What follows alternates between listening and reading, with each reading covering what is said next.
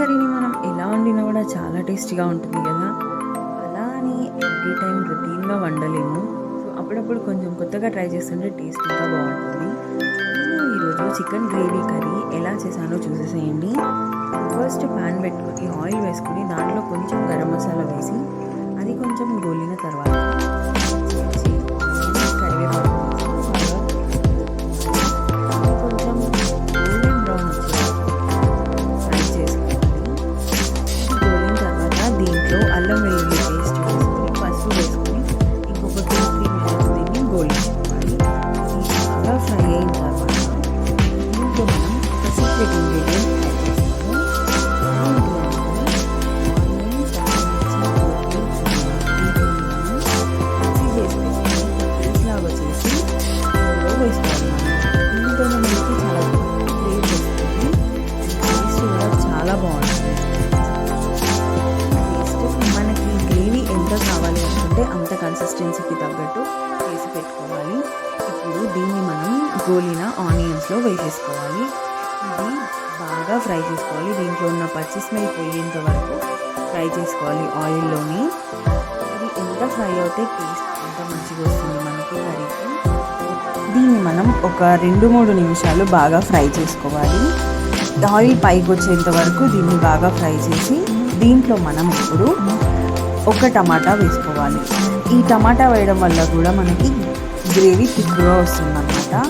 చాలామంది టమాటా వేస్తే కర్రీ తీయగా అవుతుంది అనుకుంటారు, బట్ అలా కాదు. మనం ఇలా ఫ్రై చేసేటప్పుడే వేస్తే అలా తీయగా అవ్వదు. కర్రీ అయిన తర్వాత మనం దాంట్లో టమాటాలు వేస్తే చికెన్ కర్రీ కొంచెం స్వీట్ టేస్ట్గా ఉంటుంది.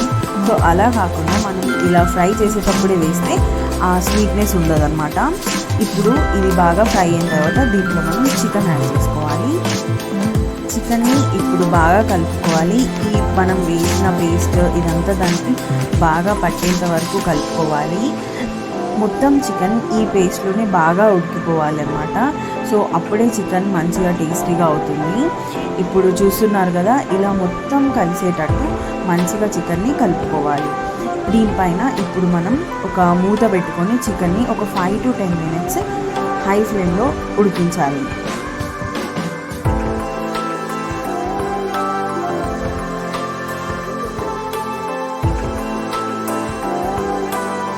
5-10 మినిట్స్ చికెన్ ఉడికిన తర్వాత మూత తీసుకోవాలి. సో ఇలా వాటర్ వచ్చేస్తుంది చికెన్లో నుంచి.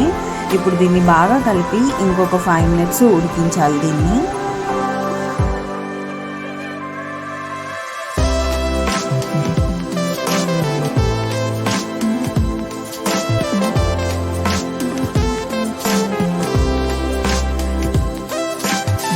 ఇప్పుడు మన టేస్ట్కి తగినంత కారం, ఉప్పు వేసుకొని కలుపుకోవాలి.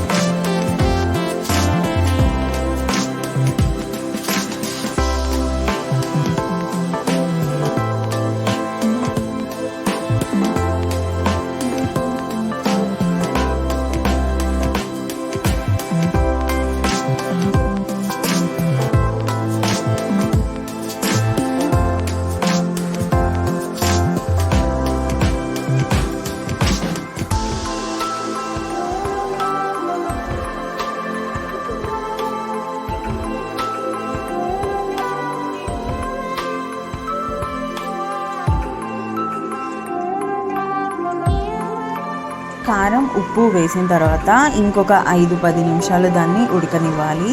అప్పుడు చికెన్ బాగా కుక్ అవుతుంది. మనం వేసిన కారం, ఉప్పు, మసాలా మొత్తం దానికి పట్టి మంచి టేస్ట్గా వస్తుందన్నమాట.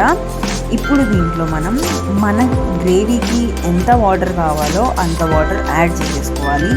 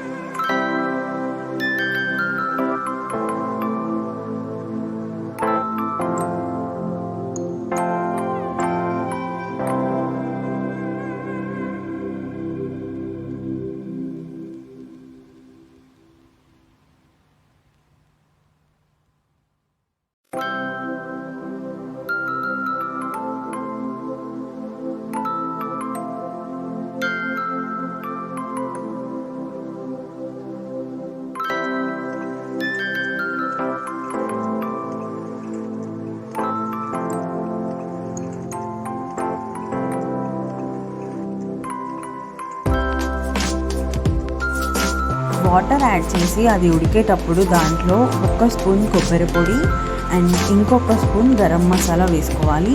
గరం మసాలా చాలా తక్కువ వేసుకొని అసలు వేయకపోయినా కూడా మనకి ఏం చేంజే ఉండదు. మనం వేసిన ఆనియన్, పచ్చిమిర్చి, కొత్తిమీర, పుదీనా పేస్ట్తోనే అది ఒక మంచి టేస్ట్ వచ్చేసింది చికెన్. గరం మసాలా వచ్చేసి కొంచెం యాడ్ ఆన్ అంతే.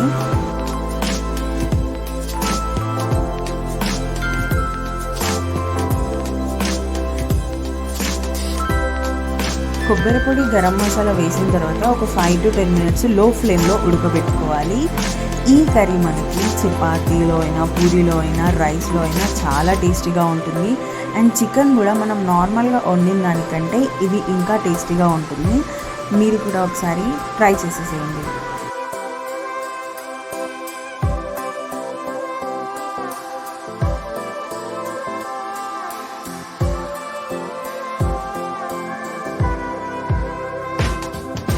Thanks for watching. Please subscribe to my channel.